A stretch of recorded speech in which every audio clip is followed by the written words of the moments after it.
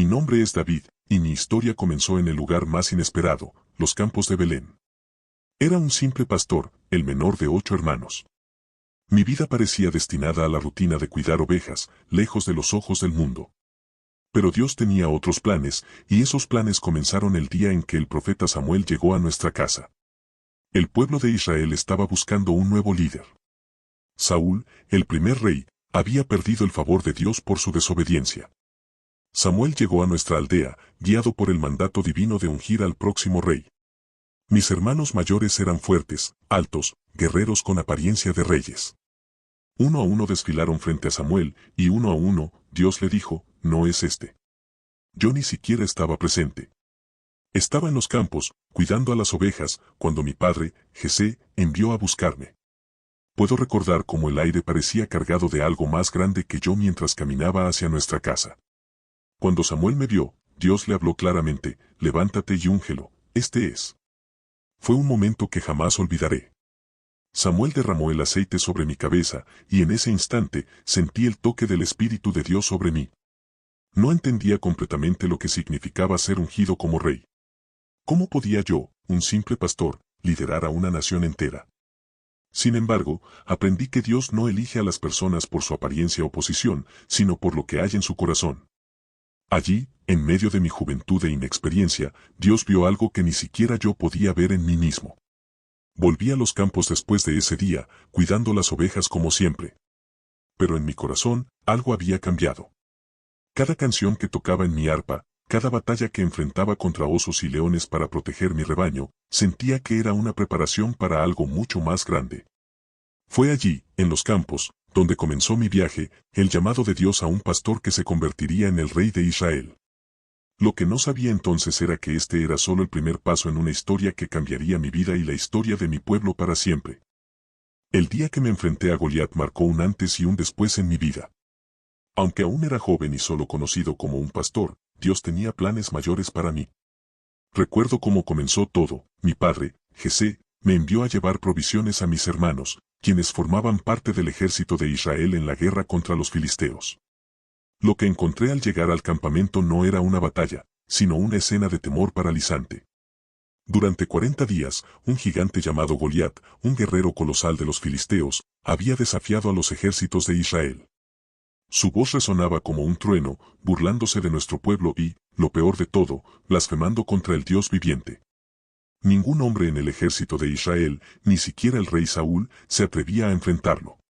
Pero cuando escuché sus palabras, algo ardió dentro de mí. ¿Cómo podía permitir que alguien insultara así a nuestro Dios? Sin dudar, me ofrecí a luchar contra él. Por supuesto, mi decisión provocó risas y burlas. Eres solo un muchacho, me decían. Pero yo sabía algo que ellos no sabían, la batalla no sería mía, sino de Dios. Les conté cómo Dios me había dado la fuerza para derrotar leones y osos mientras cuidaba a las ovejas. El Señor, que me libró de las garras del león y del oso, me librará de este filisteo, les aseguré. Saúl intentó equiparme con su armadura, pero no era para mí. En cambio, tomé mi honda, unas pocas piedras del arroyo, y mi fe. Me dirigí al campo de batalla sabiendo que no estaba solo.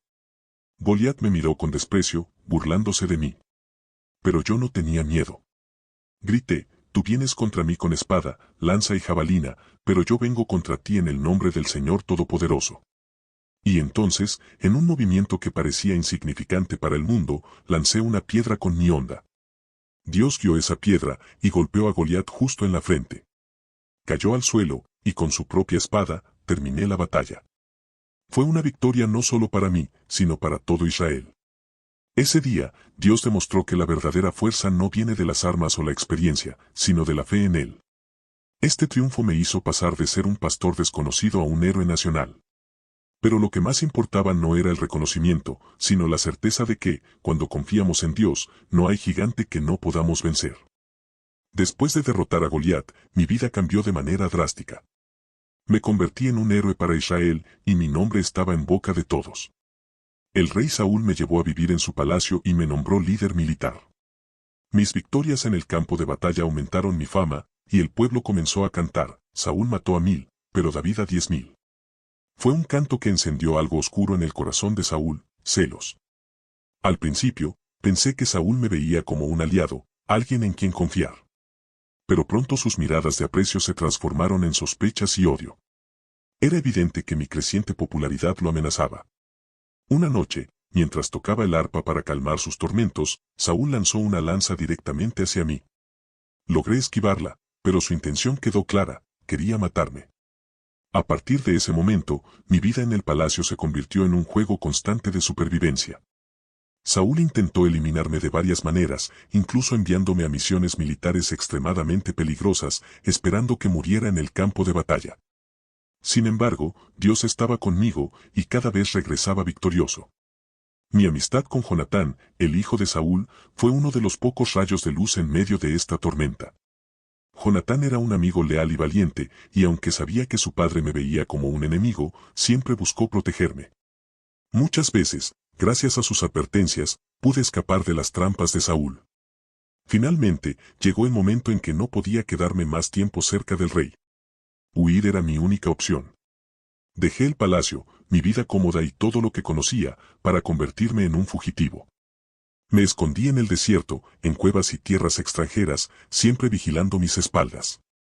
Lo más difícil no era el peligro físico, sino enfrentar el hecho de que el hombre que una vez admiré como líder ahora me perseguía como si fuera su enemigo. Pero incluso en medio de esta persecución, Dios me enseñó una lección importante: confiar en su plan, incluso cuando todo parecía estar en mi contra. Cada intento de Saúl por capturarme fortalecía mi fe y mi carácter.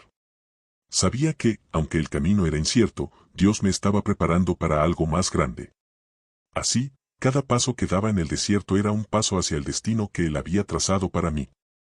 Cuando dejé el palacio, lo dejé todo: mi hogar, mi posición y la comodidad de estar bajo el cuidado de un rey.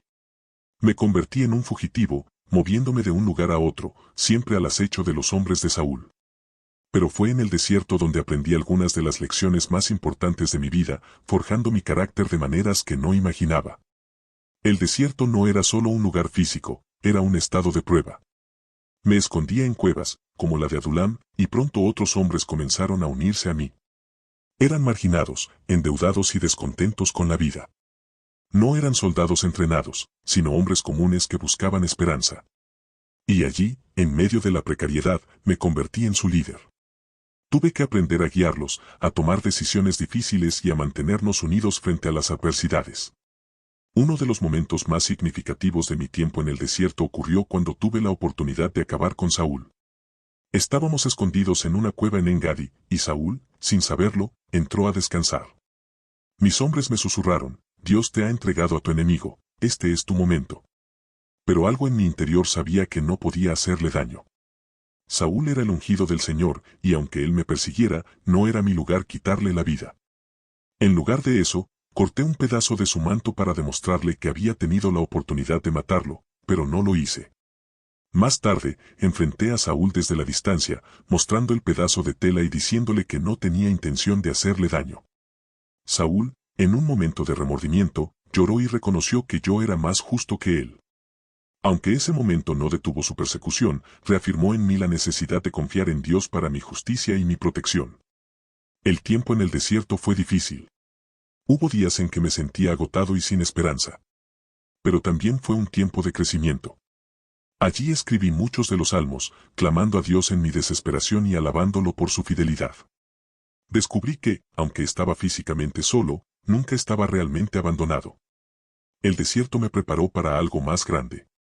Me enseñó que el liderazgo no se trata de imponerse sobre los demás, sino de servir, confiar en Dios y esperar su tiempo perfecto. Aunque las pruebas parecían interminables, sabía que Dios me estaba moldeando para el propósito que me había prometido. Finalmente, el tiempo que pasé huyendo por el desierto llegó a su fin, pero no de la manera que esperaba. La caída de Saúl fue trágica y, aunque el rey había sido mi perseguidor durante años, nunca pude celebrar su derrota. La vida de Saúl terminó en una batalla contra los filisteos en el monte Gilboa. Durante ese enfrentamiento, Saúl y sus hijos, incluido Jonatán, mi amigo más cercano, murieron. El dolor que sentí por la pérdida de Jonatán fue indescriptible, pues más que un amigo, él era un hermano. Dios me había dado un amigo fiel, y ahora lo había quitado. Cuando supe de la muerte de Saúl, un profundo sentimiento de tristeza me invadió. No celebré su caída. Saúl había sido un rey ungido por Dios, y su muerte significaba que el reino de Israel había caído en manos de los filisteos. Fue un tiempo de luto, y no solo para mí, sino para toda la nación. Sin embargo, Dios había prometido que yo sería el siguiente rey, y cuando la noticia de la muerte de Saúl llegó a mis oídos, supe que mi momento había llegado. En un principio, solo fui ungido como rey de Judá, la tribu a la que pertenecía.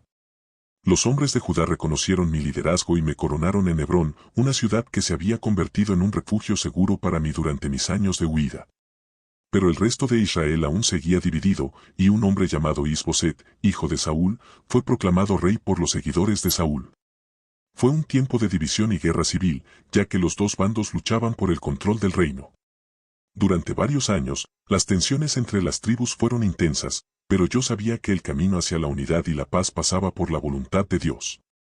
Finalmente, tras varias batallas y cuando la casa de Saúl se debilitó, los ancianos de Israel vinieron a mí en Hebrón. Me pidieron que fuera rey de todo Israel, no solo de Judá. Sabían que era el hombre que Dios había escogido, el líder que podía unir al pueblo en tiempos de desesperación. Mi coronación como rey de todo Israel fue un momento de gran alegría y solemnidad, pero también de humildad. Sabía que mi reinado no era un logro mío, sino un cumplimiento de la promesa que Dios había hecho a través de Samuel años antes. Una de las primeras decisiones que tomé como rey fue llevar el arca de la alianza a Jerusalén. Era un acto simbólico, un recordatorio de que Dios era el verdadero rey de Israel y que su presencia debía ser el centro de nuestra nación. Jerusalén, que aún no había sido tomada, se convirtió en la nueva capital del reino, unificando a las tribus y consolidando mi reinado. Aunque la coronación fue un triunfo, también me recordó el peso de la responsabilidad que llevaba sobre mis hombros. Sabía que, a pesar de las victorias y las bendiciones, mi reinado debía estar siempre bajo la dirección y el favor de Dios. Fue un momento de honor, pero también de reflexión sobre la naturaleza efímera del poder y la importancia de mantenerme fiel a la voluntad de Dios. Con la coronación en Jerusalén y la unidad alcanzada entre las tribus de Israel, comenzó una nueva era para nuestro pueblo. La nación de Israel, que había sido dividida y quebrantada durante los años de conflicto, finalmente encontraba la estabilidad bajo mi liderazgo. Sin embargo, sabía que para cumplir con la visión que Dios tenía para Israel, debíamos expandir nuestras fronteras y fortalecer nuestra posición entre las naciones vecinas. El sueño de un reino próspero y fuerte que llevara la gloria de Dios a todas las naciones estaba por comenzar. Lo primero que hice fue consolidar nuestra capital, Jerusalén. Decidí que no solo debía ser la sede política del reino, sino también el centro espiritual de Israel. La ciudad que antes había sido una fortaleza jebusea ahora se convertía en la ciudad de David. La alianza entre la política y la fe debía ser el fundamento de mi reinado, y una de las primeras acciones que tomé fue trasladar el arca de la alianza a Jerusalén. Aquella caja sagrada, que representaba la presencia misma de Dios, debía ser el centro de todo. Y lo fue. No fue solo Jerusalén lo que buscamos expandir, sino también nuestra influencia. Comencé una serie de conquistas militares que ampliaron las fronteras de Israel como nunca antes. Derrotamos a los filisteos, que habían sido una constante amenaza, y logramos asegurar nuestra posición en el territorio de los cananeos.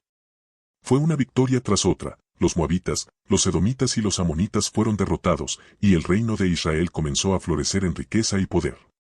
Cada victoria no solo era un testimonio de nuestras fuerzas armadas, sino también de la mano protectora de Dios sobre nosotros. Era como si el Señor estuviera con nosotros en cada batalla, guiando nuestros pasos y asegurando nuestra prosperidad. Sin embargo, no solo se trataba de conquistas militares. En esos años, Dios me dio una promesa: tu casa y tu reino serán para siempre estables ante ti, tu trono será afirmado para siempre. 2 Samuel 7:16.